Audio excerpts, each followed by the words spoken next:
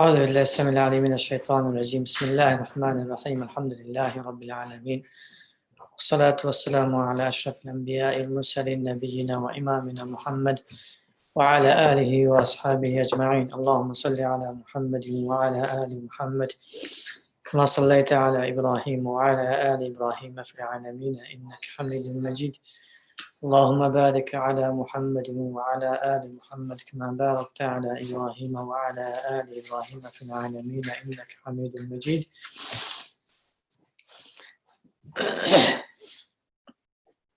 اللهم رب اشرح لي صدري ويسر لي أمري واحلل عقدة من لساني يفقهوا قولي.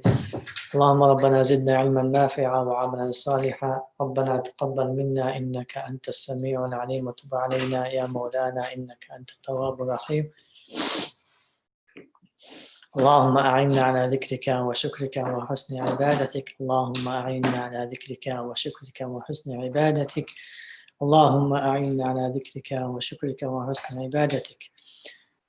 اللهم صل وسلم وبارك عليه. اللهم صل وسلم وبارك عليه. اللهم صل وسلم وبارك عليه. أما بعد، السلام عليكم ورحمة الله وبركاته. We'll start from Surah Al-Kahf, verse 32 inshallah. أعوذ بالله من الشيطان الرجيم.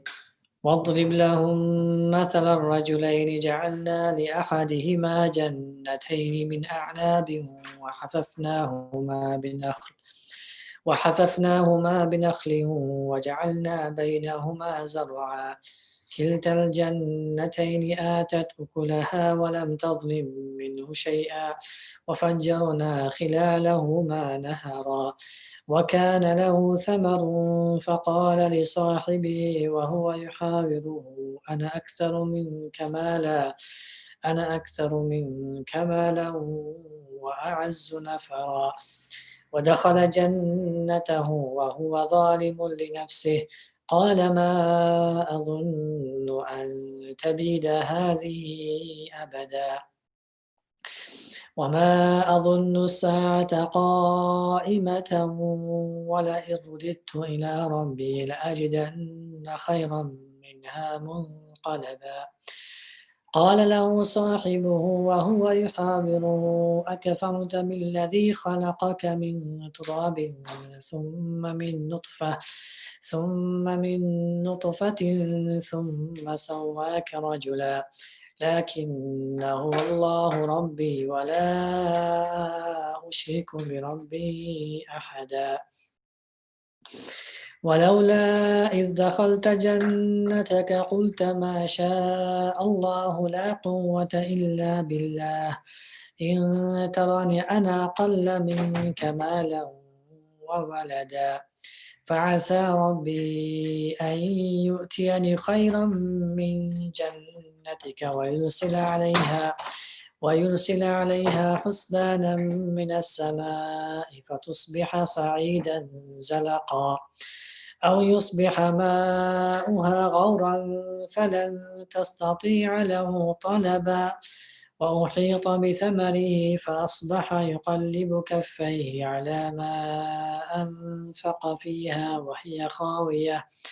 وهي خاوية على عروشها ويقول يا ليتني لم أشرك بربي أحدا ولم تكن له فئة ينصرونه من دون الله وما كان منتصرا هنالك الولاية لله الحق هو خير ثوابا وخير عقبا واضرب لهم مثل الحياة الدنيا كماء إن أنزلناه من السماء فاختلط به نبات الأرض فأصبح هشيما تذروه الرياح وكان الله على كل شيء مقتدرا المال والبنون زينة الحياة الدنيا والباقيات الصالحات خير عند ربك ثوابا وخير أملا ويوم نسير الجبال وترى الأرض بارزة وحشرناهم فلم نغادر منهم أحدا وعرضوا على ربك صفا لقد جئتمونا كما خلقناكم أول مرة بل زعمتم أن لن نجعل لكم موعدا ووضع الكتاب فترى المجرمين مشفقين مما فيه ويقولون يا ويلتنا ما لهذا الكتاب لا يغادر صغيرة ولا كبيرة إلا أحصاها ووجدوا ما عملوا حاضرا ولا يظلم ربك أحدا وإذ قلنا للملائكة اسجدوا لآدم فسجدوا إلا إبليس كان من الجن ففسق عن أمر ربه أفتتخذونه وذريته أولياء من دوني وهم لكم عدو بئس للظالمين بدلا ما أشهدتهم خلق السماوات والأرض ولا خلق أنفسهم وما كنت متخذ المضلين عضدا ويوم يقول نادوا شركائي الذين زعمتم فدعوهم فلم يستجيبوا لهم وجعلنا بينهم موبقا ورأى المجرمون النار فظنوا أنهم واقعوها ولم يجدوا عنها مصرفا ولقد صرفنا في هذا القرآن للناس من كل مثل وكان الإنسان أكثر شيء جدلا وما منع الناس أن يؤمنوا إذ جاءهم الهدى ويستغفروا ربهم إلا أن تأتيهم سنة الأولين أو يأتيهم العذاب قبلا وما نرسل المرسلين إلا مبشرين ومنذرين ويجادل الذين كفروا بالباطل ليدحضوا به الحق واتخذوا آياتي وما أنذروا هزوا ومن أظلم ممن ذكر بآيات ربه فأعرض عنها ونسي ما قدمت يداه إنا جعلنا على قلوبهم أكنة أن يفقهوه وفي آذانهم وقرا وإن تدعوهم إلى الهدى فلن يهتدوا إذا أبدا وربك الغفور ذو الرحمة لو يؤاخذهم بما كسبوا لعجل لهم العذاب بل لهم موعد لن يجدوا من دونه موئلا وتلك القرى أهلكناهم لما ظلموا وجعلنا لمهلكهم موعدا وإذ قال موسى لفتاه لا أبرح حتى أبلغ مجمع البحرين أو أمضي حقبا فلما بلغا مجمع بينهما نسيا حوتهما فاتخذ سبيله في البحر سربا فلما جاوزا قال لفتاه آتنا غداءنا لقد لقينا من سفرنا هذا نصبا قال أرأيت إذ أوينا إلى الصخرة فإني نسيت الحوت وما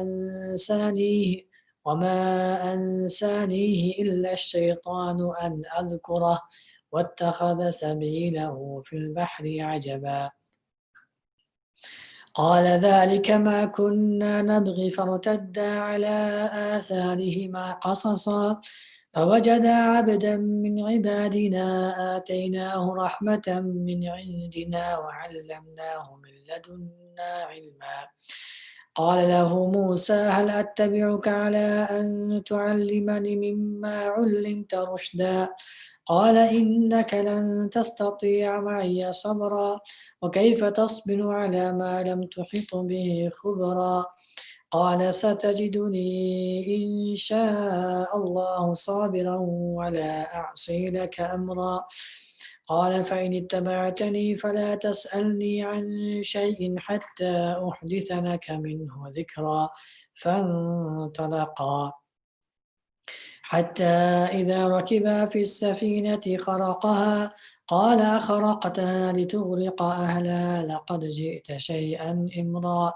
قال ألم أقل إنك لن تستطيع معي صبرا قال لا تؤاخذني بما نسيت ولا ترهقني من أمري عسرا فانطلقا حتى إذا لقيا غلاما فقتله قال أقتلت نفسا زكية بغير نفس لقد جئت شيئا نكرا قال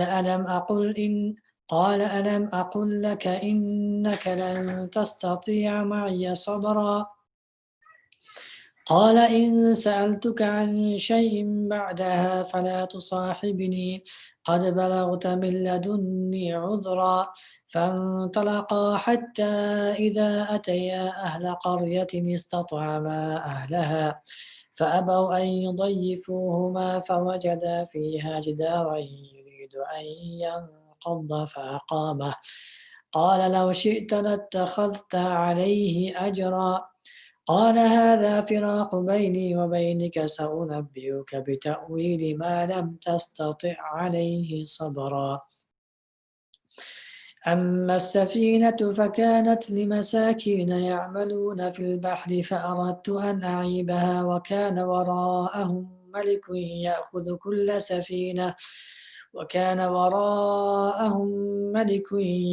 كل سفينة غصبا وأما الغلام فكان أبواه مؤمنين فخشينا أن يرهقهما طغيانا وكفرا فأردنا أن يبدلهما ربهما خيرا منه زكاة وأقرب رحما وأما الجدار فكان لغلامين يتيمين في المدينة وكان تحته كنز لهما وكان أبوهما صالحا فأراد ربك أن يبلغا أشدهما ويستخرجا كنزهما رحمة من ربك وما فعلته عن أمري ذلك تأويل ما لم تسطع عليه صبرا ويسألونك عن ذي القرنين قل سأتلو عليكم منه ذكرا إنا مكنا له في الأرض وآتيناه من كل شيء سببا فأتبع سببا.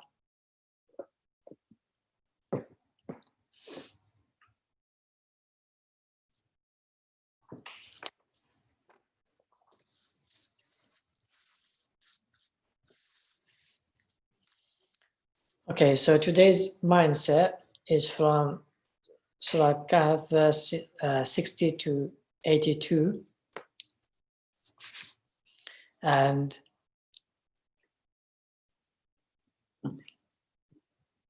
this is the famous incident that took place between Musa alayhi salam and Khidir or Khadir alayhi salam.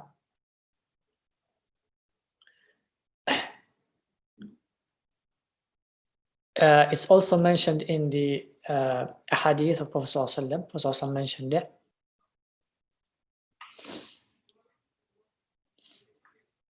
The mindset we deducted from this astonishing and profound, meaningful, also insightful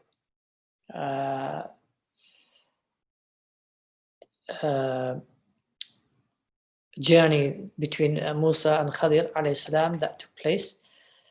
The mindset we deducted was, my loftiest potential lies in the level of my obedience towards our Ummah's upright leaders. A lot of time when coaches or mentors or teachers or scholars speak about self-development, they mention having coaches and mentors. But what they do not emphasize enough is the issue of obedience to them. And obedience also to the societal leaders that are around you in your local areas and You hear about them nationally or internationally. You ought to surrender.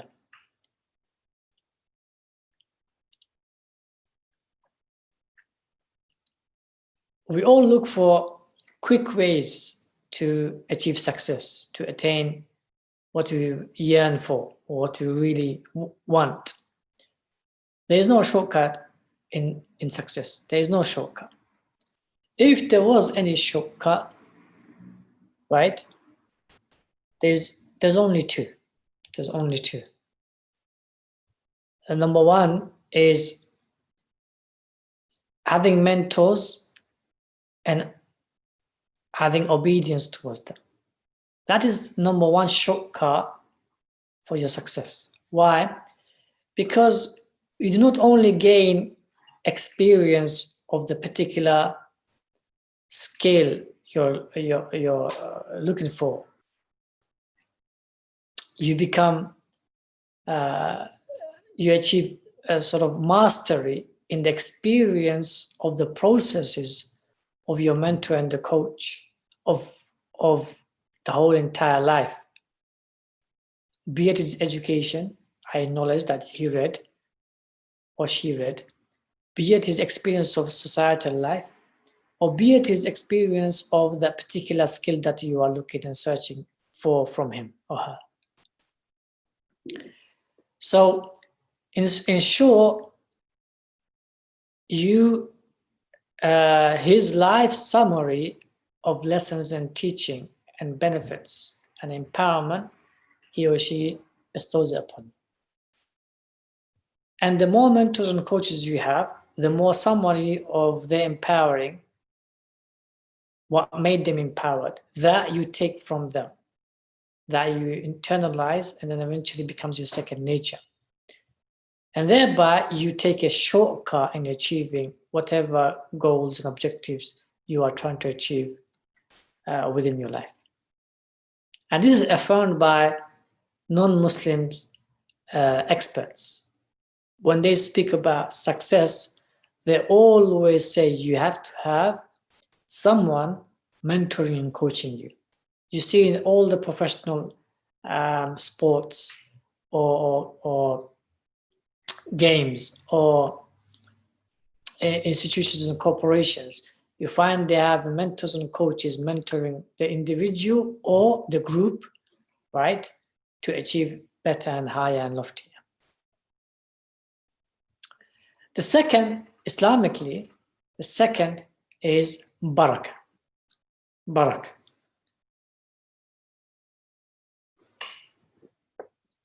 Everything that leads to barakah and attains barakah, if you take those means, then you can take shortcut to success. Whatever you are trying to achieve, that barakah will make you achieve that success in a swift, effective manner. It is a process.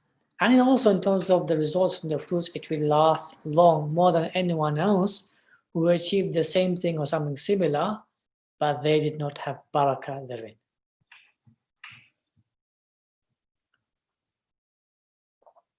One of the prime examples we can say is the Sahaba who left waqf businesses.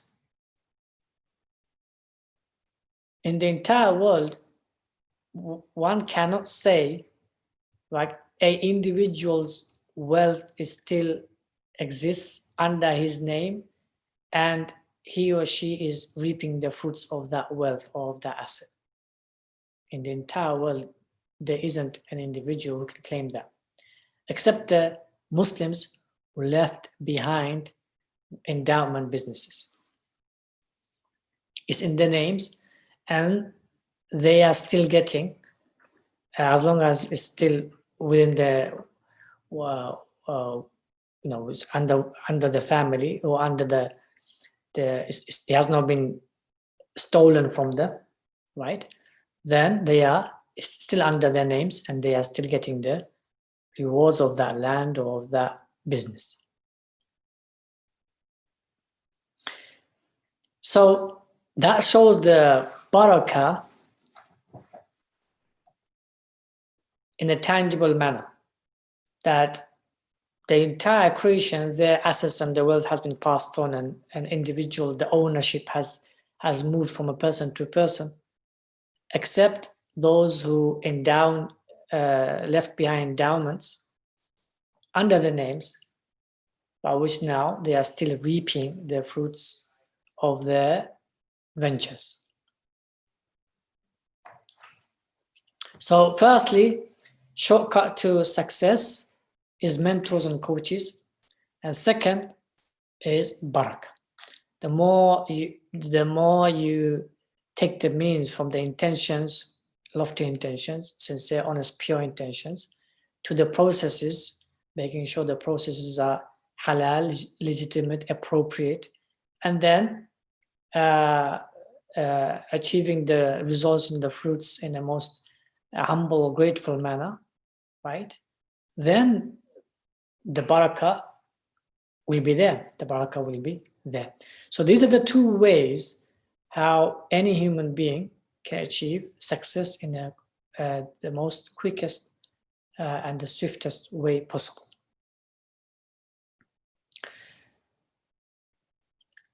So the mindset we took from the insightful journey between Musa and Khadir alayhi salam is, my loftiest potential lies in the level of my obedience towards our ummah's upright leaders. You will not be able to achieve your potential without mentors and coaches. It's simply not possible. It's very rare that an individual can achieve his or her potential without someone coaching and mentoring him, because we all have our defects and we all have our weaknesses, and we also have our blind sides that we cannot really see each of these matters in its due place or in its due context. Even if you know you're talented, how can you measure your talent? Measure with what? Measure with who? You may measure with someone that is not at your level. You may measure with someone who is very lower than you, or who is very higher than you. So then your measurement won't be correct. It's also diseases. Diseases will differ from person to person. Level of the disease will differ from person to person. Also, the entrapment of the shayateen. Every entrapment is different from person to person, and so forth.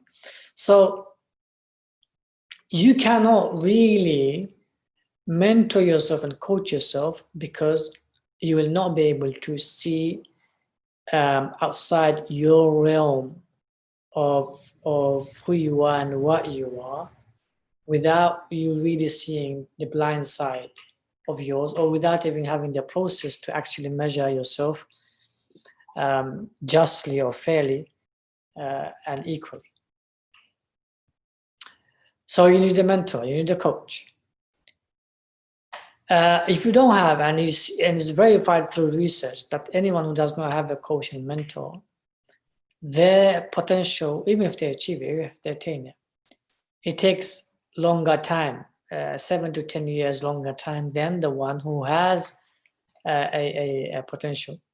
And they have a coach to mentor them to achieve that potential. They attain their potential 7 to 10 years earlier than the one who does not have a proactive, conscious coach to mentor and coach him proactively. Like it's not subconscious, it's proactive, conscious.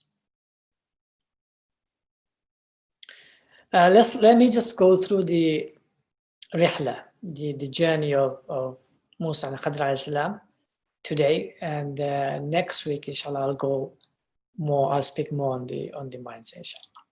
So Musa alayhi salam once was given a khutbah to Bani Israel, to the Muslims of children of Yaqub alayhi salam, his offsprings. So when Musa alayhi salam was speaking, it was such a profound, insightful, meaningful, moving speech, a khutbah he gave, that it moved Bani Israel. It moved them to tears. It softened the heart. it brought them close to Allah subhanahu wa ta'ala. They really understood the depth of who Allah subhanahu wa ta'ala is and the reality of this life and the journey to Him. And they really understood the profound insight that Musa Islam has, and his sincerity and his purity as a prophet. Like, he was completely different than them as Muslims. His iman and his knowledge and his character and his insight of intentions and lofty goals and so forth was completely different. His perspective was completely different than them. So one of the Sahabi of Musa alayhi salam asked the question, are you the most knowledgeable person upon the surface of the earth? And in a nutshell, he replied, yes.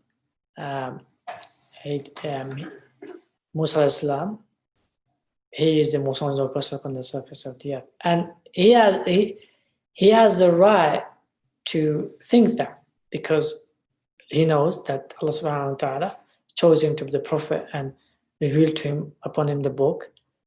So he has the right to think that. But he should have, because he's a prophet, he should have left that answer to Allah subhanahu wa ta'ala rather than for him to utter it in public and say that, yes, he was the most knowledgeable upon the surface of the earth. So he should have left it to Allah subhanahu wa ta'ala rather than utter it publicly. And internally, if he had that belief or understanding that it was him, then maybe Allah subhanahu wa ta'ala would not have condemned him the way Allah subhanahu wa ta'ala eventually did. So Allah subhanahu wa ta'ala then said, no, you are not the most knowledgeable. There is another slave of mine who is more knowledgeable than you. When Musa Islam knew that, so Musa Islam said, I would like to go and meet him. I would like, if he's more knowledgeable than me, I would like to go and meet him. So Allah subhanahu wa ta'ala gave general and some specific details where Musa Islam can find him. Now, let's take some benefits. The benefit from just this first part of the incident is that it doesn't matter how wise you are, it doesn't matter how knowledgeable you are, it doesn't matter how intellectual you are, it doesn't matter how talented you are, it doesn't matter how much you've established and so forth. There's always someone out there who's greater than you, or someone out there before you was greater than you, or someone out there after you that will be greater than you. Yeah. That belief has to be there in your heart and your mind. There's always someone better and greater and loftier than myself. If not as a whole, at least in the specifics, at least in some of the specifics, they will be loftier and higher than yourself.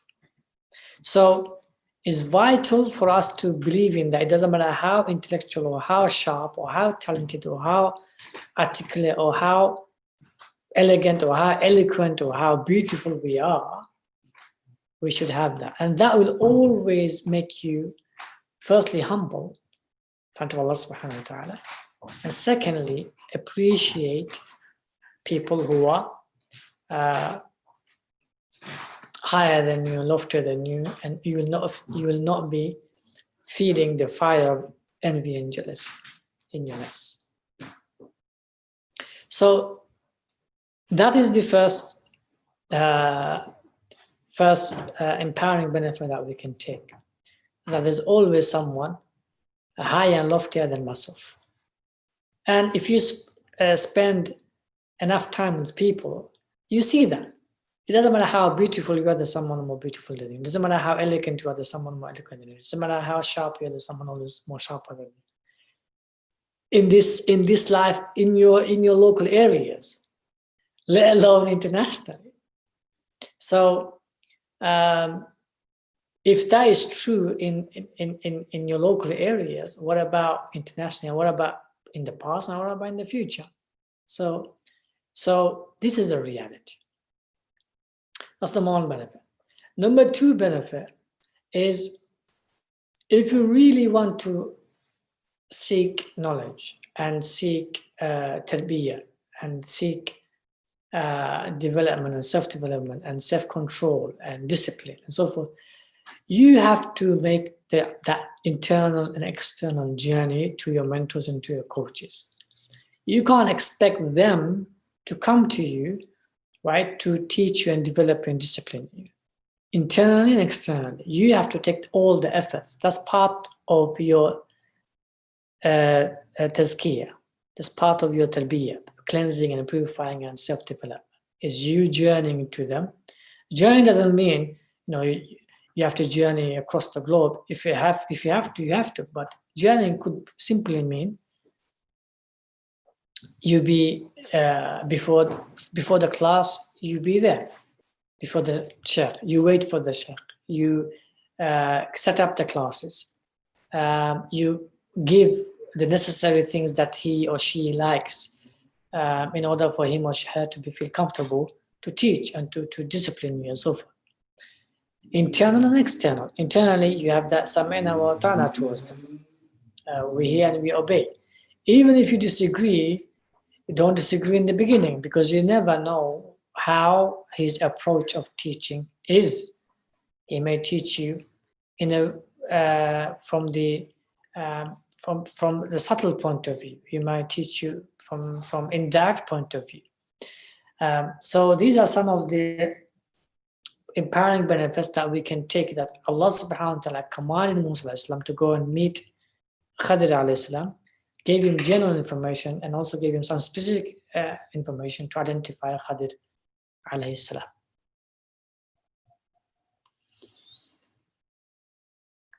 Now, Musa alayhi salam, being a prophet, being one of the greatest prophets, being one of the greatest messengers, humbling himself to go in that journey, to learn, and the science that he was learning is a science. It's called, note this down, this is called fiqh of waqi' and fiqh ghayat. So fiqh of present context, fiqh of the present context, and fiqh of ghayat or ma'a'il, the fiqh of what will happen. Yeah. So these are two sciences of fiqh that sadly in the fiqh books is not really studied. It's more studied in general books you find, but alhamdulillah, now it has become a science. Now it has become a science. But before it was scattered in different books, like tafsir books or sociology books, right? Or maqasid books or usul books. It was scattered, or qawaid books. But now it has become a specific science. So people nowadays, scholars do study the fiqh of waqi'id, present realities. Okay, and then also fiqh al-ma'a'il or the end results and the end fruits. How do we look at them and judge them and then give the ruling onto them? So Musa alayhi salam, we learned that science, and that specific science he didn't know. He knew fiqh al-waqi', but he didn't know fiqh al-waqi' at a very subtle level like Khadir alayhi salam knew. Similarly, he knew fiqh al-ma'a'il, i.e. the end results and end fruits, but he didn't know at that level of meticulous level of Khadir alayhi salam. He knew at a very, very meticulous level, because he knew the present context at a very, very meticulous level. It needs meticulous investigation. It needs meticulous reading. It needs seeing at a very micro level, not at the macro level, seeing at a very micro level of each individual case or each individual scenario and not mixing them up, right? So Khadir al-Islam was teaching him the meticulous level of investigation and research, the meticulous magnifying glass by which you look at everything in detail and then you connect it to the overall context. So that was a science that Musa alayhi salam didn't know the way Khadir alayhi salam knew. That's why at the end in Sahih Bukhari, Khadir alayhi salam says that Allah taught you certain things that did not teach me, and Allah taught me certain things that did not teach you.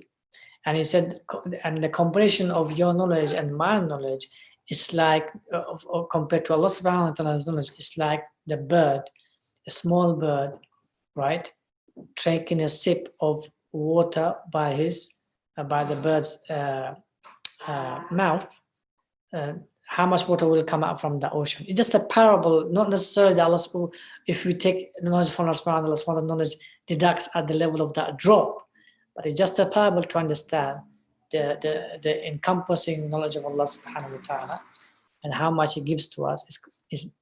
We'll be astonished when we see the knowledge Khadir al-Islam had.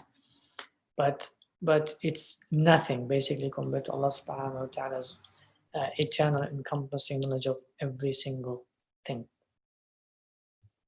Okay, so the benefit from this point is that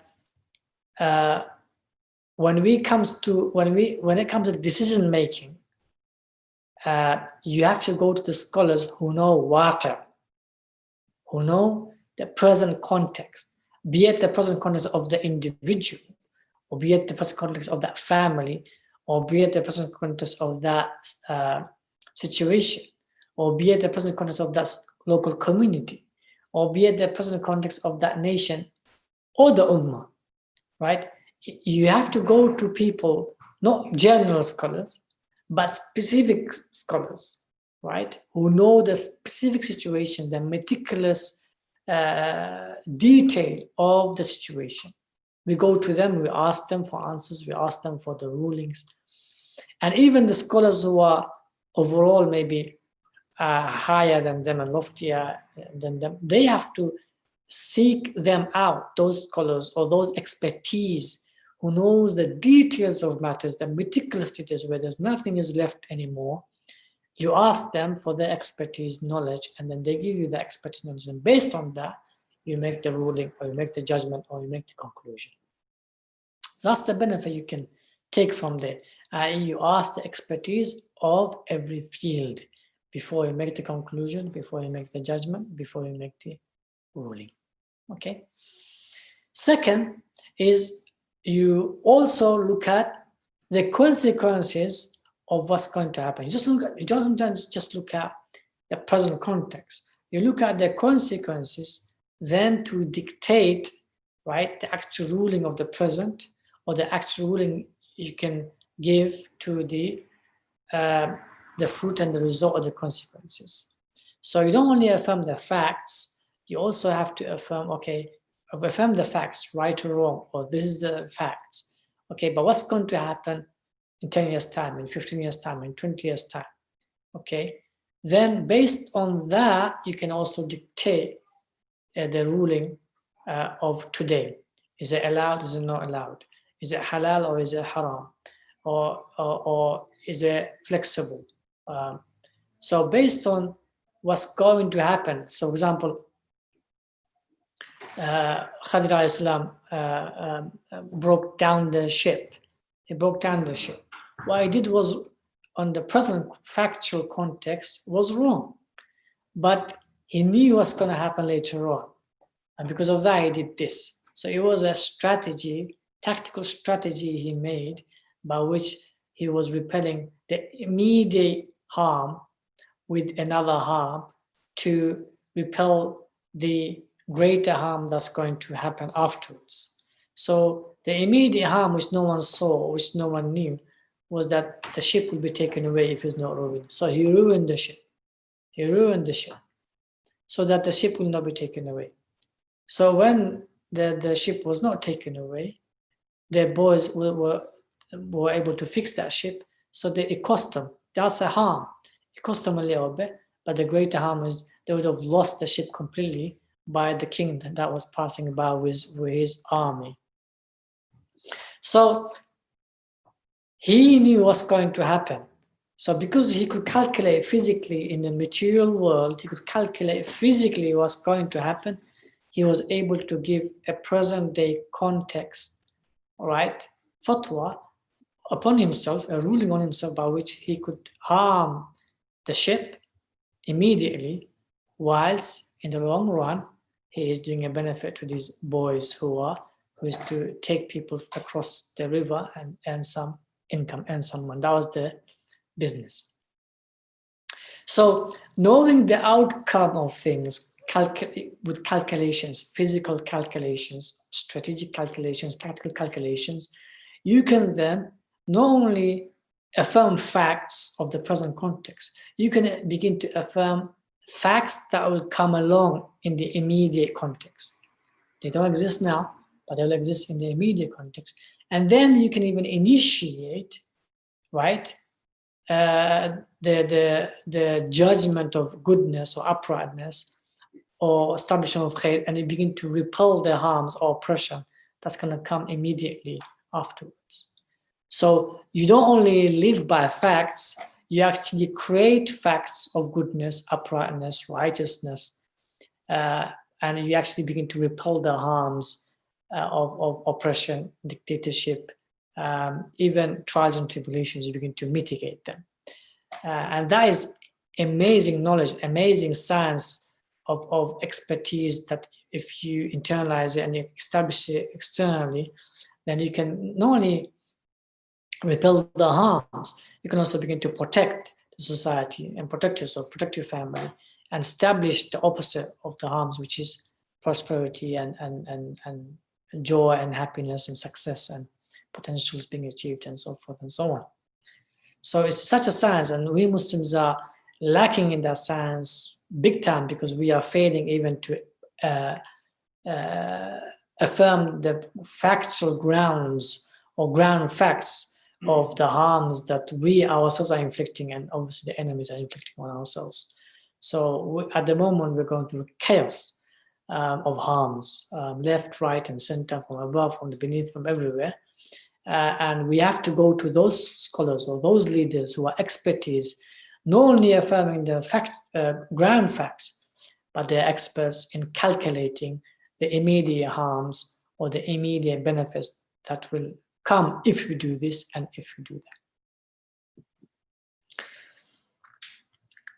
that.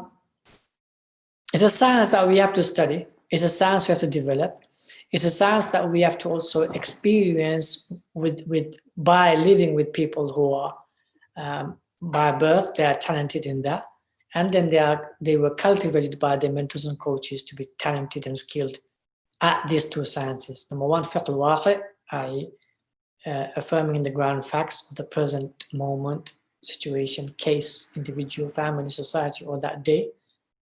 Facts, it's so important to affirm the facts. And second, then to physically calculate what's going to happen afterwards, be it positive or be it negative, if we did this or if we didn't do this. Okay, and if how we did this. And you'll see the people who are expert, they've done it so many times. Now they have a process in place to actually find the ground facts, affirm the ground facts, and then even then to go out there and say, they'll say option A is not the best option, option 2 is the best option, or option D is better option in this scenario. In the earlier scenario, option B was better. So because they have so much experience in executing these matters, they actually have so many options. And from the options, in each meticulous case, you will see them applying different options, because each case is different, each scenario is different, each situation is different. So we haven't reached there. We Muslim community haven't reached there. We are very far behind. But inshallah, slowly but surely we will get there. We'll stop here for today because there's so much to say on this amazing, insightful, profound, meaningful journey. So inshallah we will continue next week. Barakallahu feekum. Taqabbalallahu minna wa minkum salih al-amal. Assalamu alaikum wa rahmatullahi wa barakatuh.